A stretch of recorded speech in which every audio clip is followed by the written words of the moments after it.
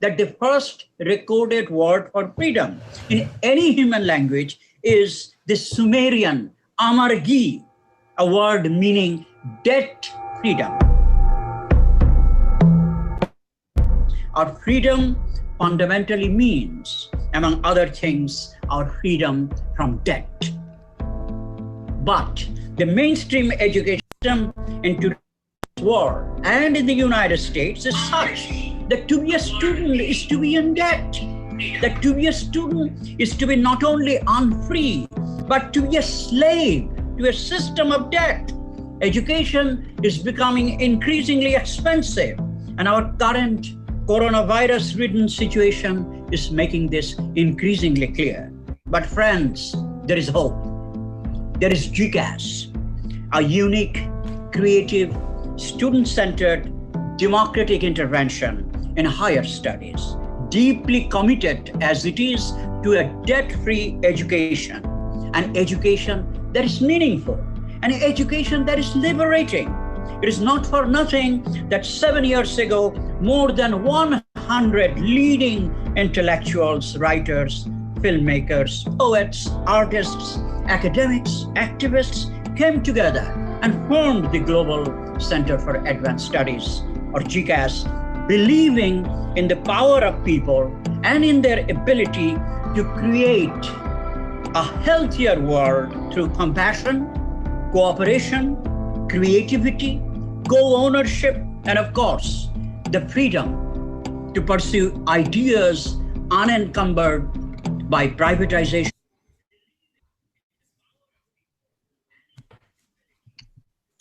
Hi, well, I'd like to welcome you all to this evening's talk, and welcome to you, Dr. Feenberg. Thank you so much for joining us.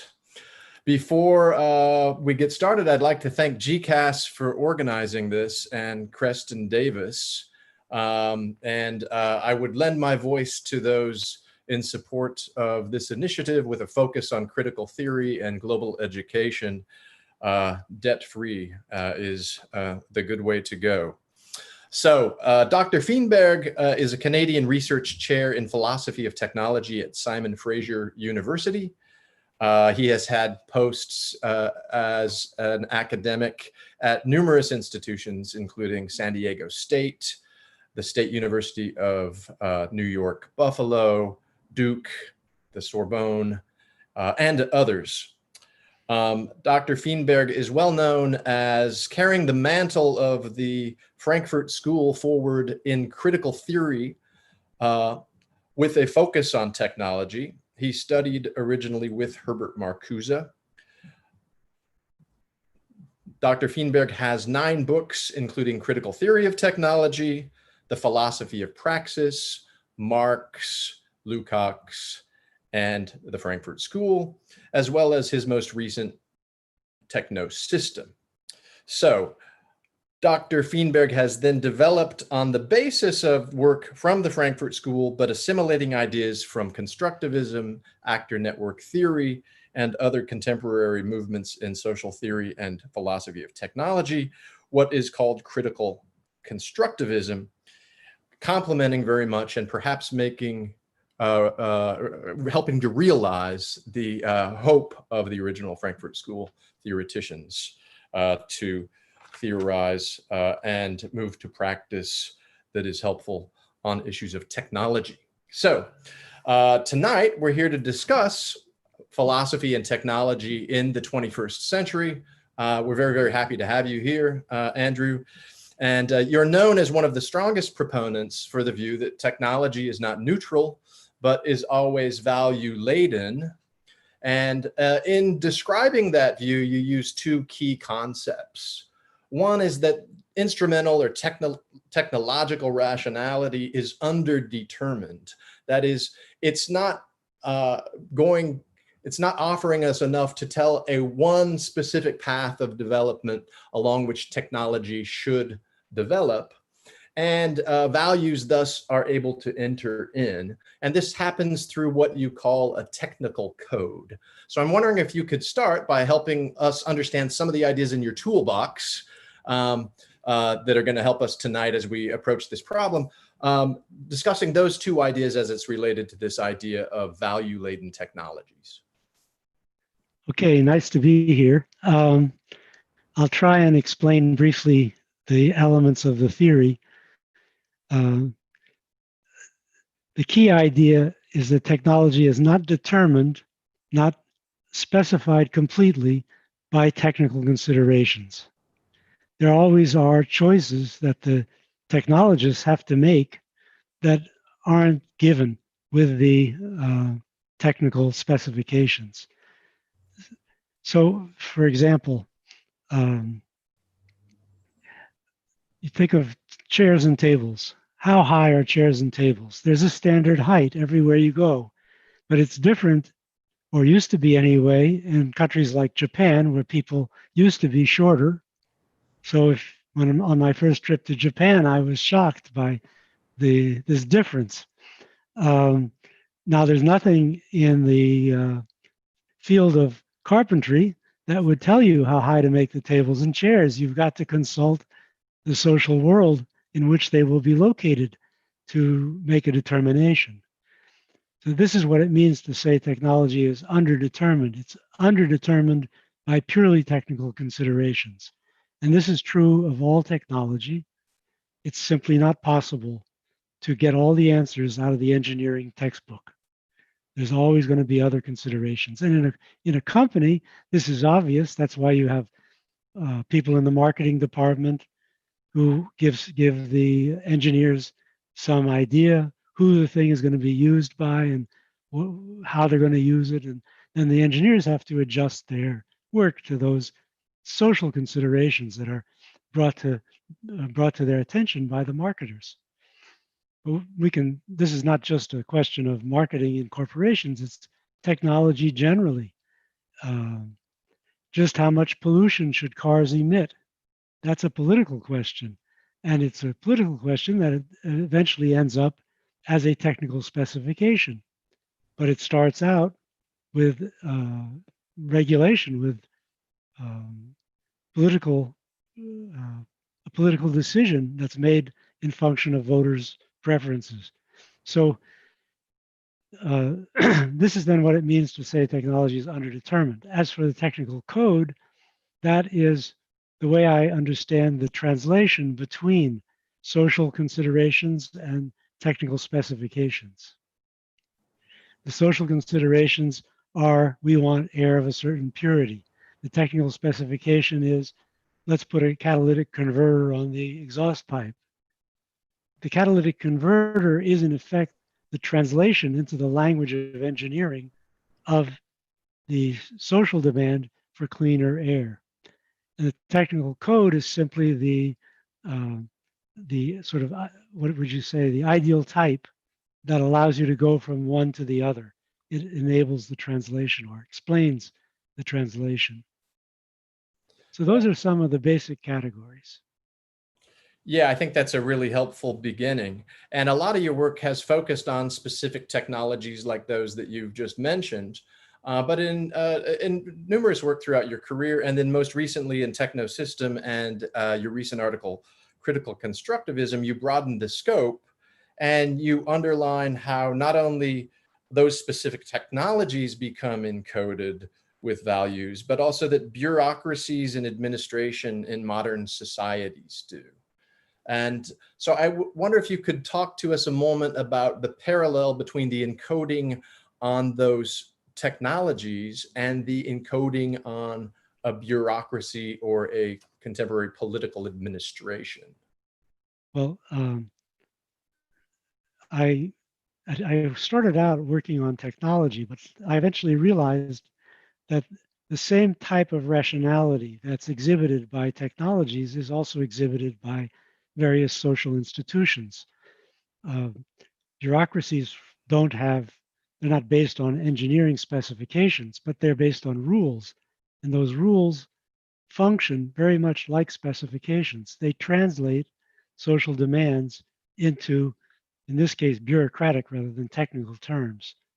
So if the bureaucracy needs, say, to determine, I don't know, bike lanes for the city.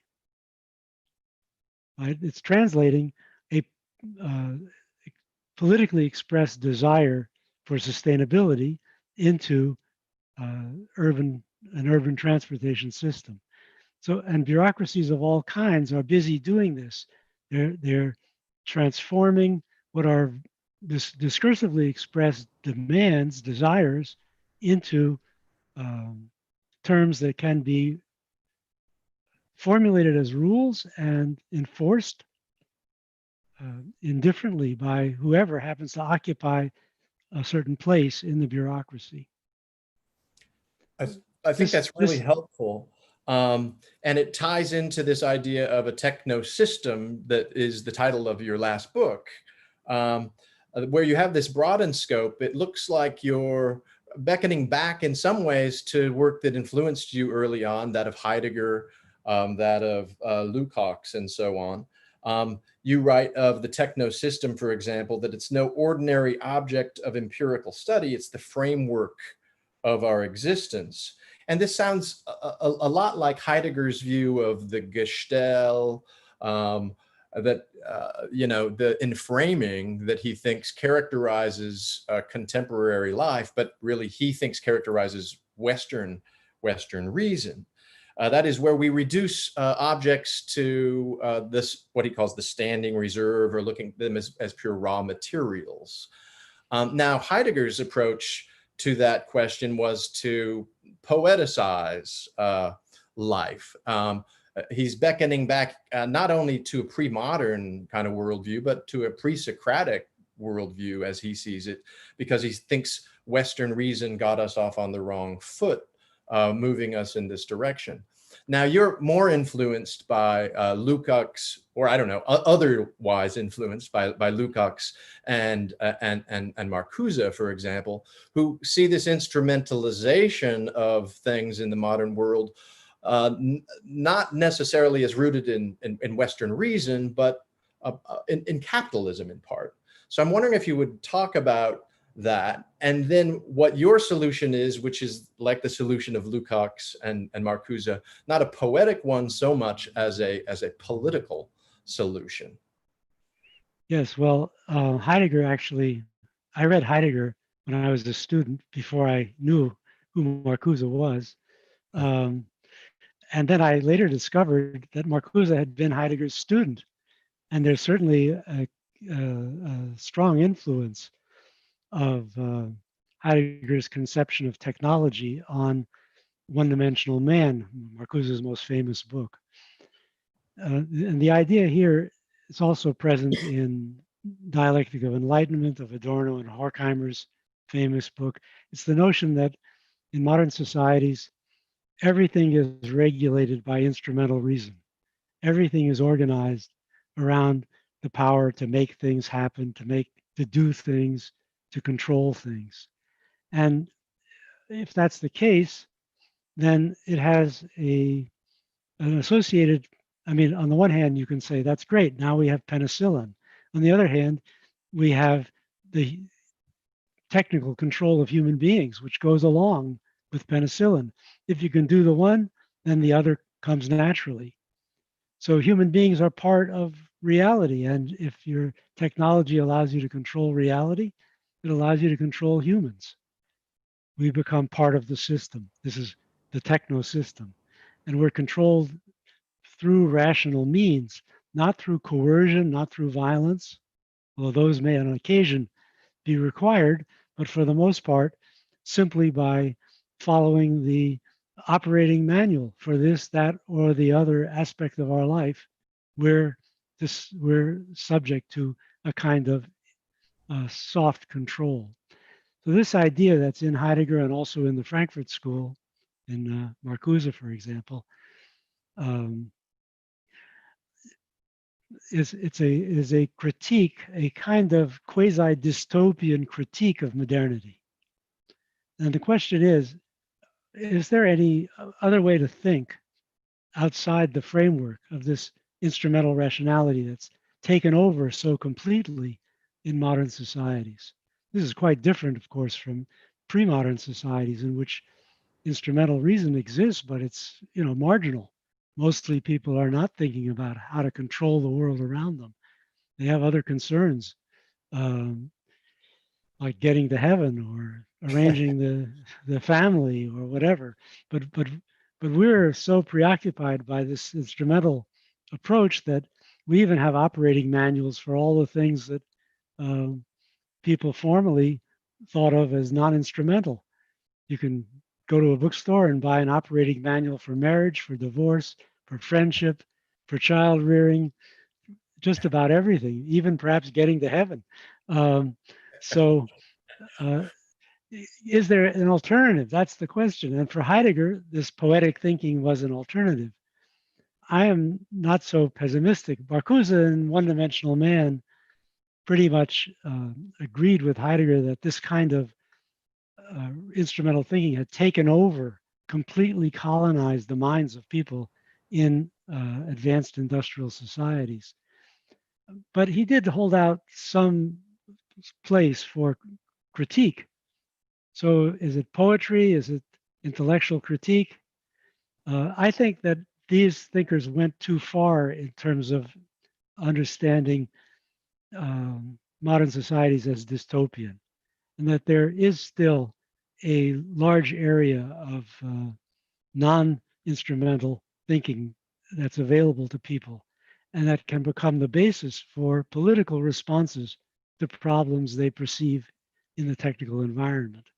So that's where, and I think, by the way, that this less pessimistic, less dystopian view is a function of history. I grew up in a different generation from Heidegger and Marcuse. I'm a third on the third generation, and in my time, we've seen a lot of political protest around technical issues, especially environmental issues, also medical issues, and these protests stem from people's perceptions of the world in a non-technical way in relation to values of one sort or another that are not adequately represented by the technical environment. So this is the background to the philosophy of technology I've developed, which I think of as a political philosophy of technology. Yeah, and you've been talking already about some ideas that I had prepared as my next question, which concerns the differentiation between reason on the one hand and experience on the other. You have a book with that title in it, but these two concepts come up again and again in your work, where you're talking about this experience in the life world where these values are at play, and then reason, which is, well, predominantly instrumentally defined. And the kind of bridge that you've been talking about there is fundamental to the political conflict as well. Can you talk a little bit about how power conflicts play a role then in your political technology or what did you call it? Technological political philosophy. Political philosophy of technology.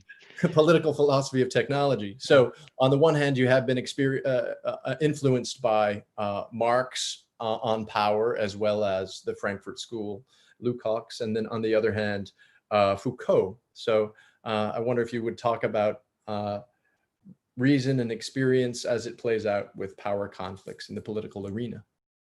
Okay, well, our everyday experience is very different from the rationality that we associate with technology or with bureaucracies, for that matter. Certainly with the market. The three major rational institutions, market, bureaucracy, technology, all eliminate what we think of in everyday experience as potentialities, real possibilities. Things can grow and develop in ways that are not adequately reflected in our technical view of the world. So we go through life, for example, we have children, we think about how they're going to grow and develop. There's no technology for that.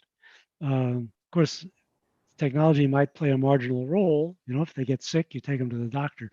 But the basic process is one which happens through human interaction, and that develops their potential.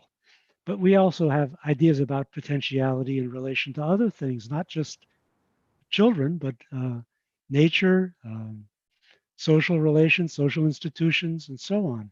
This is just the way in which natural experience works.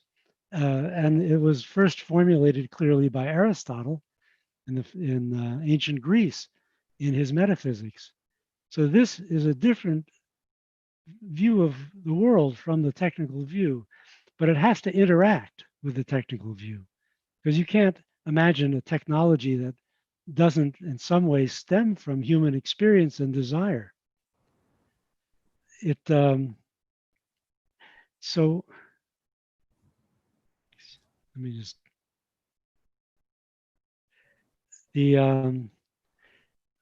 so then the question is, how does that interaction take place? How do technical codes get established that direct the work of technologists, bureaucrats, corporations that act on the market in ways that reflect our sense of the potential in the environment that we want to favor, that we see as favorable to our life, the flourishing of our life.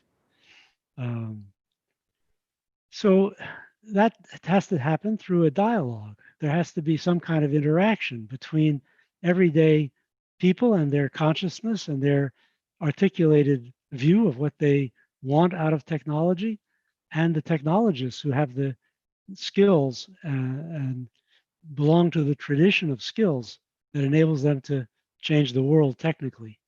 And that interaction can sometimes take place peacefully and friendly.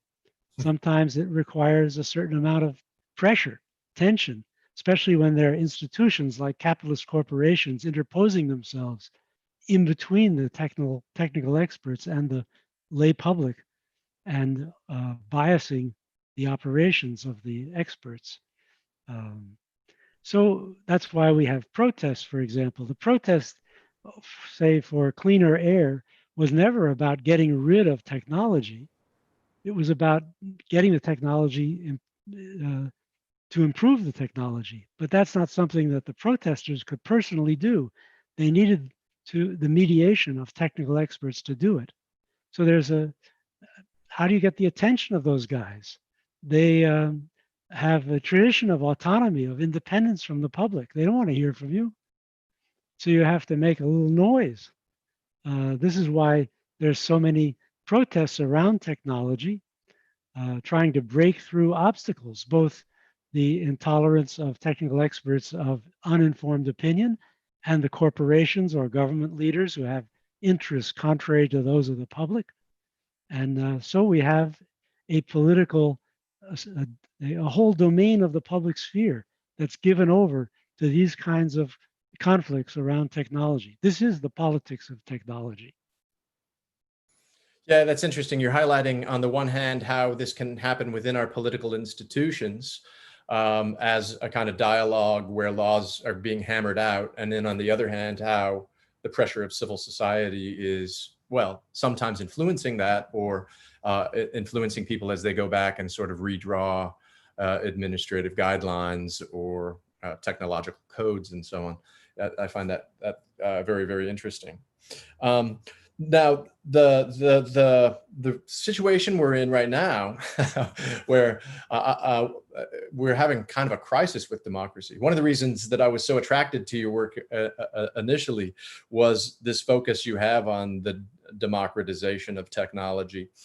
But you know, we have a situation right now where one of the most stable democracies in the world has massive disinformation. 70% of the Republican Party evidently believes that there's been massive voter fraud in the 2020 election, though there is precious little evidence of anything like that. From 2017, 1/3 of the population, these are a lot of the same people, believed Obama may have been born in Kenya. So we have a situation where there's this massive disinformation, And this is in part created by technologies that could be emancipatory, but could also be something else. And a part of what's happened with social media is we've created bubbles that create nice environments for disinformation, conspiracy theories, and so on to thrive. I'm wondering, in light of this, and in light of the fact that, take Louisiana, I was just reading about the citizens of that great state who continue to vote for neoliberal governments despite Deepwater Horizon, despite saying they care about the environment, but they see there's a trade-off between jobs and the environment, and jobs are more important. So what's your prognosis, I don't know, for our future? How hopeful are you that this democratization will work? And I guess we have to have a little hope, because not a lot else remains there for us. But what kind of a way out of this do you see? Well, of course, I agree. Democracy is under attack. It's never been perfect, right? It didn't wait for Trump for people to stop vaccinating their children. This is a public problem. You just have to. I mean, there's really not a lot to say. You can't think of a better system. As soon as you get a dictator in, no matter what he says he's going to do, he just steals money. So, or in the case, say, of China, where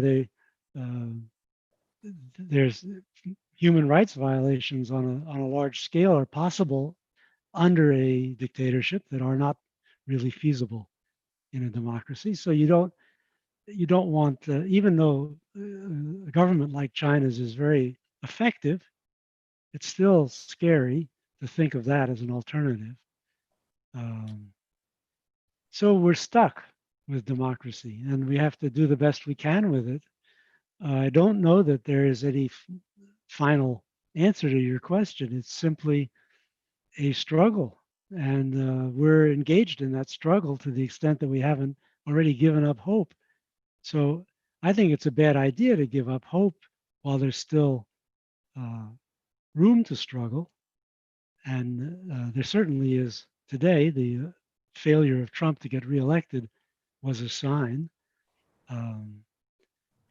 So what can you do? I mean, we have a educational system in the United States that's varies tremendously in quality from one place to another, one social group to another, and that's perhaps the biggest problem for democracy, because people need to understand quite a bit about the world around them today in order to make good decisions.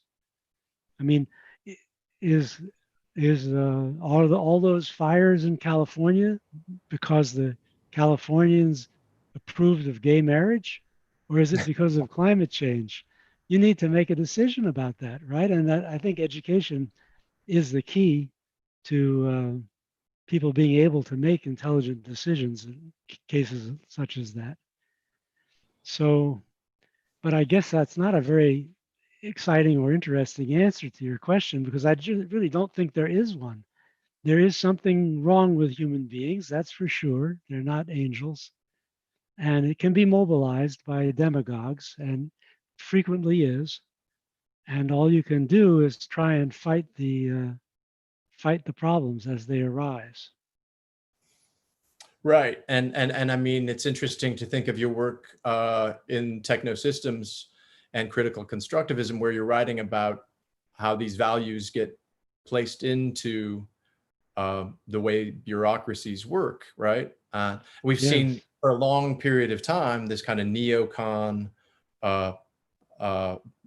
positioning the neocons positioning themselves in places of power. I mean, boards of trustees of universities, for example, choosing presidents of colleges who very much focus on jobs and don't think of other ways of creating equality in society than, you know, improving employment opportunities or something like that. So I think you offer interesting insights for thinking about bureaucracies and administrations. But you highlight in critical constructivism what you call three great crises of our time, and we're looking at technology in the 21st century. One of them is a declining faith in science that you've talked about, and education seems to be the major remedy for that. But the other is the threats to liberty with information technologies that we've been at least looking at one manifestation of. And then the other is the climate crisis. Now there in particular, and you've written numerous pieces on environmental philosophy and technology over the years, but you make some interesting observations in critical constructivism about, climate change movement in particular having this different time horizon than a lot of the other technological issues have, and that you see there in the in the environmental movement a call for systemic change quite often that harkens back to the labor movement, thinking that part of the problem is simply that the system is unsustainable in this case. And I mean, we can very clearly see that, if E.O. Wilson is right, and that we would need 4 Earths for everybody to consume as much as an average American, then, and as we see development occurring around the world, we have a problem because we don't have 4 Earths. So what are we going to do to address that? I wonder if, you would speak a little more to the issue of climate change, or excuse me, the environmental movement, and talk about, well, something else you've said in your work, that in this context, philosophical reflection on technology must inform political thought. Actually, I want to go back first to the internet briefly, because I didn't actually manage to say part of what I wanted to say, which has to do with this issue of surveillance and social control. In other words, one of those 3 crises. The internet appeared at first as a public space in which people could engage in various projects, both practical projects like business meetings and hobby groups and so on, and also political projects. And that was what you could do with the internet in the earlier phases in, say, the 1990s and the early 2000s. And we thought at the time that we had a democratic technology that would free us from the power of broadcasting. Broadcasting is one way, right? Some guy in the middle tells you what to think. And he tells not just you, but millions of other people like you what to think. Whereas with the internet, you had many-to-many conversations in which everyone's voice was could be heard. You'd have interaction instead of one-way broadcasting. So that was our original sense of the importance of the internet. It took a long time for state actors, corporate actors, people who had dominated broadcasting to figure out how to dominate and pervert the internet for their purposes. But they did it. And it's a complex story how, which there's no time to go into. But the result is that now the things that we valued in the internet still go on, but the side effect of that is to provide technical resources for people who simply want to manipulate and control us. So the internet now in some ways is even more powerful than broadcasting, because at least when they broadcast to you, you knew these bastards were after your money or your vote. Whereas now, who knows who's manipulating you? You can't tell anymore. So the internet it's not that it is all bad. I don't go for this notion that we can define the internet. Many things happen on the internet. It's a very complex system that permits all kinds of different things to go on. But one of the things that's going on, and that is screwing up everything else, is manipulation through the exploitation of private data, private information by corporations, and then following them by governments. And that needs a reform. And in this case, it's not about education, it's about politics, it's about regulation. It has to be made illegal or technically impossible to do what these guys are doing. I think the legal control is more likely in the near future, but it is certainly within the range of law to prevent the exploitation of private data in order to manipulate people. We already have an enormous amount of private data in the medical field that's safely locked away from corporate and government actors. So insurance companies can't find out what your doctor knows unless you permit them to. So we do know there are means for protecting private data, and we should just apply it to the whole realm of private data, not just to medical information. So that's some considerations that really are important for making democracy work better, which I should have really added before. We need education, and we also need control of the private data on the internet. And maybe with those two things, we can withstand the threat of Fox News to completely destroy our brains. So as for the second question, which is of course related, having to do with climate change and environmentalism, these are problems that can only be solved by technical change. Now, there is a strong current in the environmental movement that argues that it's about consumption. And certainly consumption plays a role. But a lot of the goods that are delivered by consumer products could be delivered in other ways so that we would not be impoverished by changing our bad habits for good ones. So let me give an example. The automobile is a source of tremendous pollution and waste.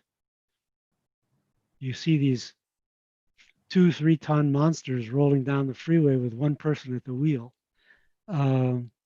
So public transportation has been suggested as an alternative. It's not popular in the United States, but anyone who's visited Europe can get a sense of how impressive their system of public transportation is.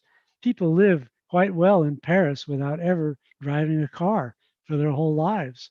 And they get around just fine. And they never get a ticket, and they don't have to change the oil. So there are advantages too to using public transportation. So, I mean, maybe some kind of hybrid system would work best. The French have been experimenting with that. Little electric cars that you can take out for an hour or two, not too expensively, combined with, that's when you have a lot of groceries to bring home. So you can imagine technical solutions that would make a big difference in terms of the environmental impact of our consumption without actually impoverishing us or sending us back to the Middle Ages, to mud huts. And I think that's the most important thing that we need to work on, because we're certainly not going to generate a huge constituency for voluntary poverty. That's not going to happen. What we need to do is change the technology. First of all, of course, the big technology, the big industrial technology that causes most of the pollution, power plants and chemical factories and so on. And then secondly, reorganize our modes of consumption in a way that's ecologically sustainable. And we need to start on this project as soon as possible, without worrying too much about whether we can make it work in the long run. Who knows? Who knows what we'll succeed in doing, how we'll solve these problems, but we have to at least start, and start in a big way. And I'm hoping that young people, knowing that their future is at stake, will become a powerful political voice for change, as we've already seen some evidence of this with the Friday strikes by high school students. And so I'm hoping that this will, once the COVID thing is over and people can again think about something else, that this will become a big factor in the development of environmental politics in the future.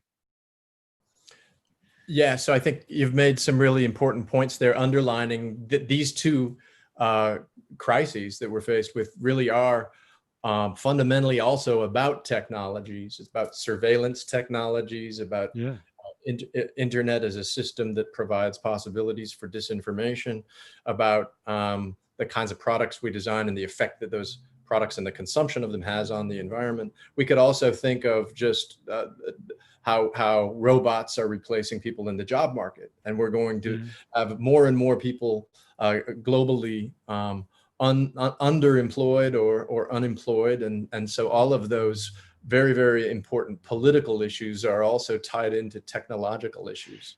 So I think your point is well taken. I guess I will stop with one last question before we go and look at questions that have been put in the chat box.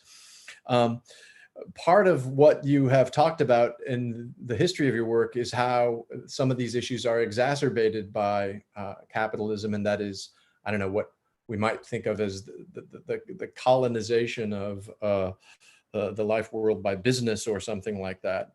But you know, politically, you know, what kind of reform can we look for? I mean, you note in your book, Techno System, for example, that the Frankfurt School obviously called for revolution. Reforms to the economic system were thought to be just bound to perpetuate more of the same. But you highlight there, the new politics of the techno system is neither revolutionary in the Marxian sense, nor merely reformist, confined to minor tinkering with the established system. Would you like to conclude, I guess, by, or at least our section before we take the broader questions, with some statements about what that might look like? Well, first of all, the problem with capitalism is that the range of considerations that are translated into technical designs is very narrow. Essentially, capitalists need to make money. Otherwise, they go out of business and they're replaced by others. So no matter how angry we can be with Zuckerberg for having destroyed our lovely internet, the fact is that had he not done it, someone else would have, and he would be on the sidelines somewhere. The possibility was there, and someone would occupy the place from which that possibility was actualized.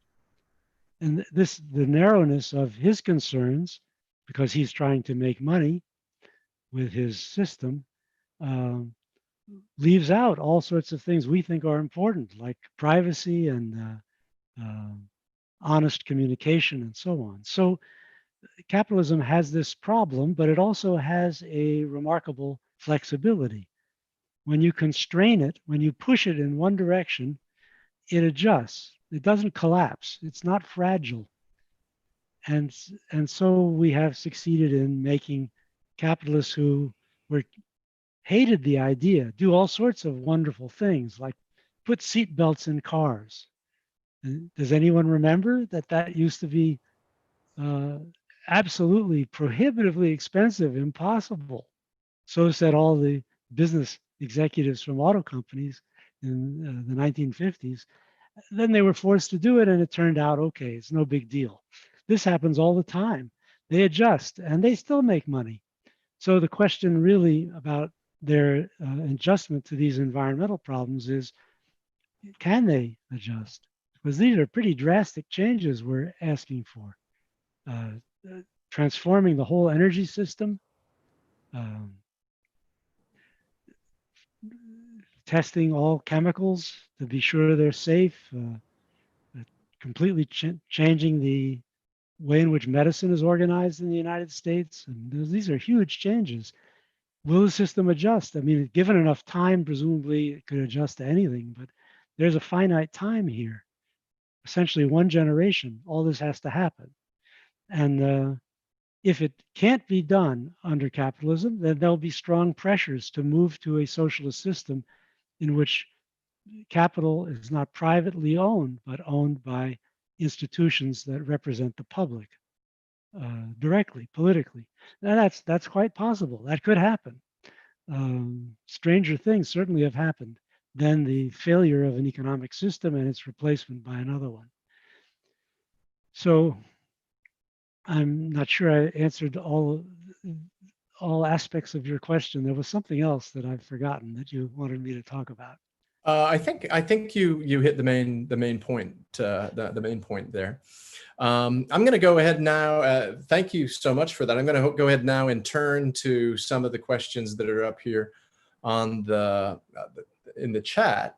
And so we'll be meandering, I guess, through some of the issues we talked about the entire time tonight, and maybe going back and forth thematically. But one question here from Jeff Shaw is looking at some of the earlier philosophers of technology. If you could identify one substantive point of agreement between Ellul and Marcuse, what would that be? I don't know if you want to take a shot at that one. Well, I think they both agreed that the reconstruction of social life and human experience around technology had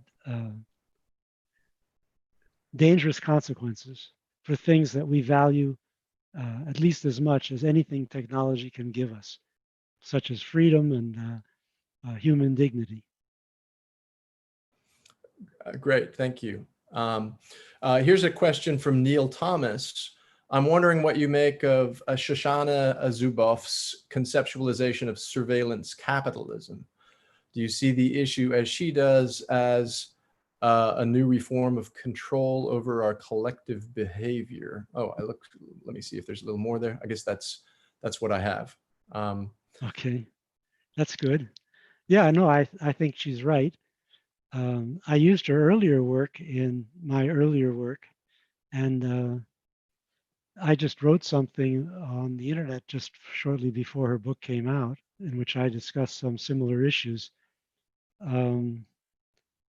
I think, as I said earlier, the problem is to control what goes on the internet in such a way as to reduce the ability to manipulate people. And that means controlling surveillance, stopping a lot of the surveillance, reducing it to purely technical functions. And that's conceivable, that's possible. It can be done either through law or through innovations in the technology of the internet. Peer-to-peer systems are being explored by lots of people in computer science. And there are a lot of people in the world of computers who are very upset about what's happening, about the things Shoshana Zuboff has pointed out and that others have pointed out. And they're trying to figure out systems that free us from the large corporations like Google and Facebook without losing the functionalities that those corporations support.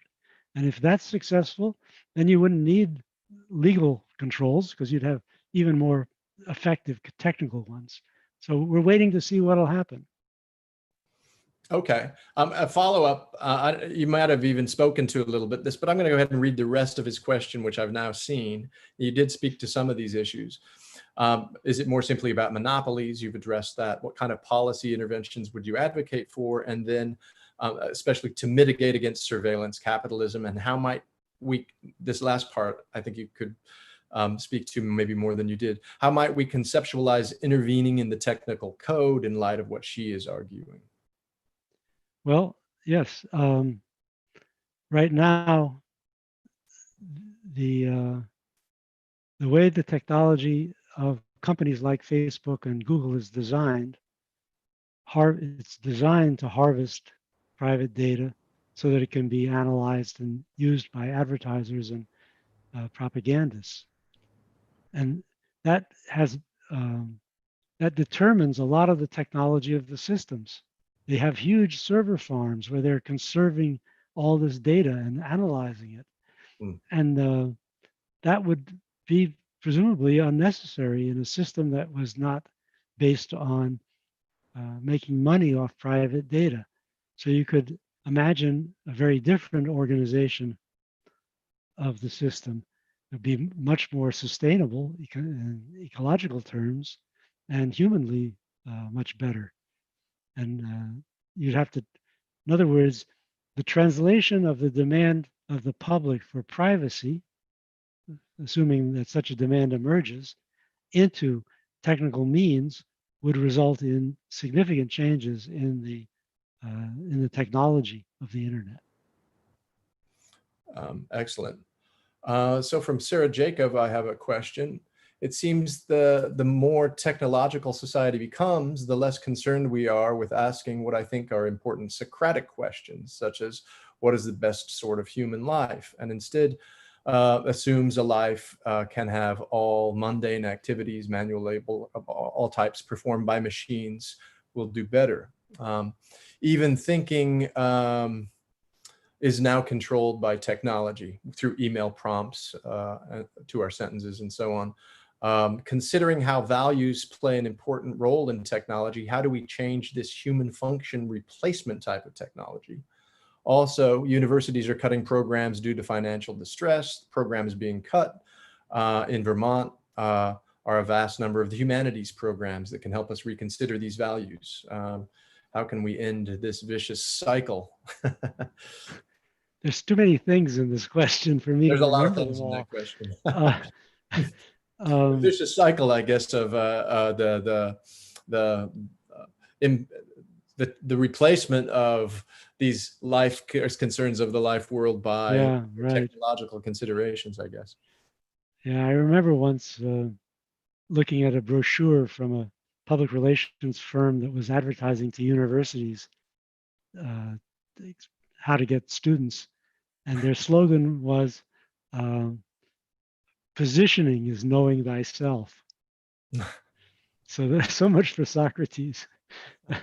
So, of course, this is a problem that Marcuse talks about.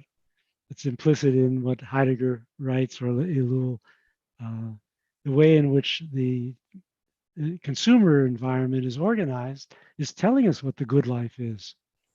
So we don't need to ask those Socratic questions anymore.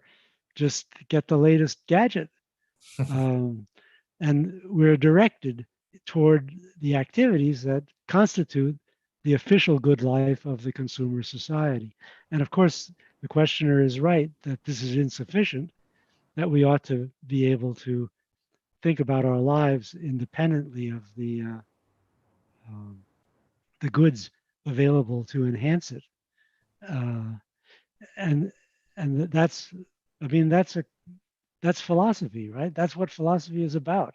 Not just the formal philosophy practiced in university by professors, but everyday philosophy that everyone is capable of. And we should be encouraging that, of course.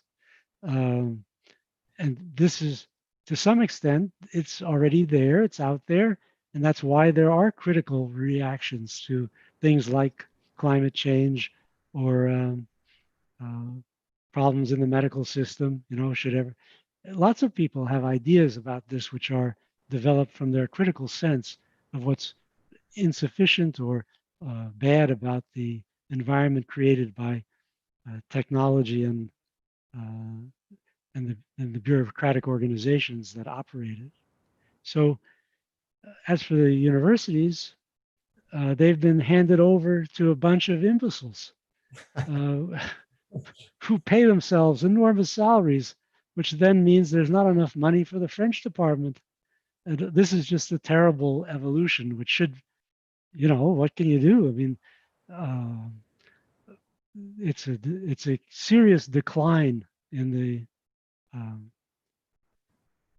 elites in our societies.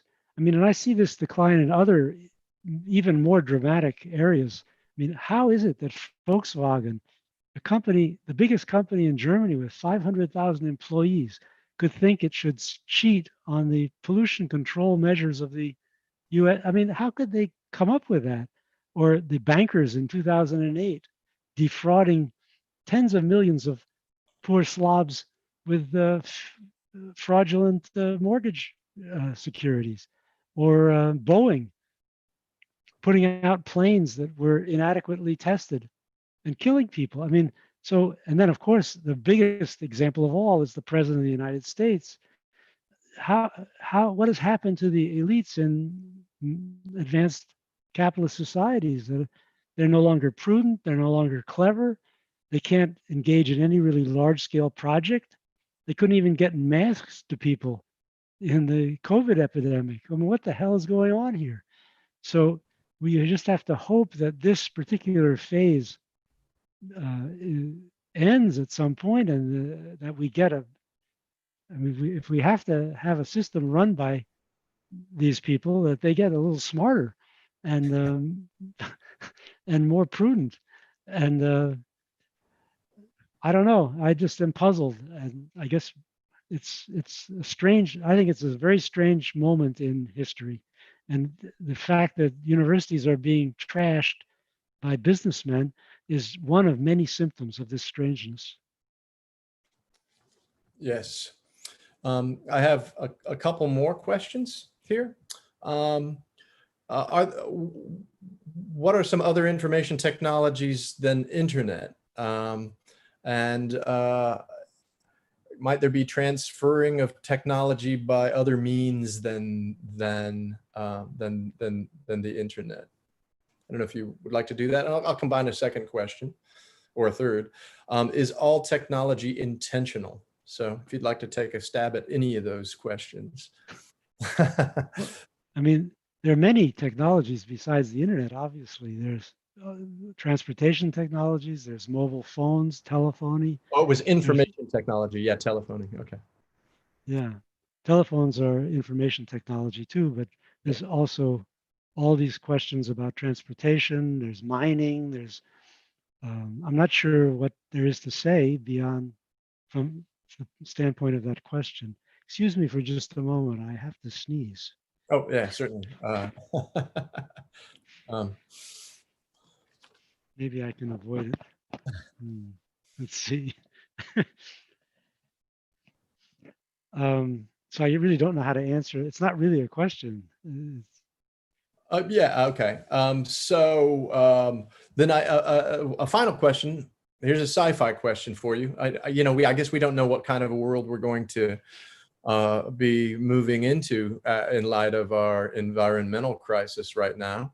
I guess we could end up with Mad Max, or we could end up with something better than that. I hope we're not returning to cannibalism or anything anytime soon. But here's the sci-fi question. How would you describe a future blending of nomadic and civilized forms of life on our planet and possibly beyond? So that's our final question. If you'd like to take your Okay. Attempt at being a futurist. I'm very skeptical about other planets because of the problem of radiation. We are lucky to have an ionosphere that protects us from cosmic radiation. Otherwise, our genetic operations would be in chaos all the time. Yeah. And I don't see how this problem is solvable, really. Conceivably, you could imagine, I don't know, I guess in a very distant future, you could imagine huge artificial satellites big enough to assemble rockets that had thick lead shields to protect from cosmic rays. But I don't know, all this seems to me, this is Elon Musk, I mean, give me a break. The guy is great for automobiles, but I'm not going to bet on him getting anyone to Mars anytime soon. As for nomadism, that already exists, doesn't it? People move around an awful lot, Americans especially, of course, because that's in our tradition. And now with the huge migrations taking place caused by wars and drought and so on, the number of people with fixed abode is in continual decline. So if by nomadism is meant simply the fact that people move around a lot rather than being stuck in one place, it's definitely happening, and on an ever larger scale. And it seems to work pretty well. They've admitted millions of immigrants into Europe in recent years, and they, for the most part, they're integrating. And Americans have been traveling around from one part of the country to another forever, and that seems to work very well. So I guess I think modernity is about, in a way, it's about nomadism. Heidegger said that we've lost our home. No one has a home anymore. It's the homelessness of humanity. And he thought this was a terrible thing, but lots of people are all in favor because it lets them get away from oppressive situations. So I'm not sure what the intent of the questioner was, but I would say that the science fiction has already happened. It's here and it works. All right. Well, with that, our time is really up for the evening. I'd like to thank you so much for joining us and sharing your thoughts on philosophy and technology in the 21st century. I'd like to thank again GCAS and Creston Davis for hosting this event. So with that, I bid you all adieu. Thank you also for the participants for the questions and for tuning in to view this. Thanks again. Thank you.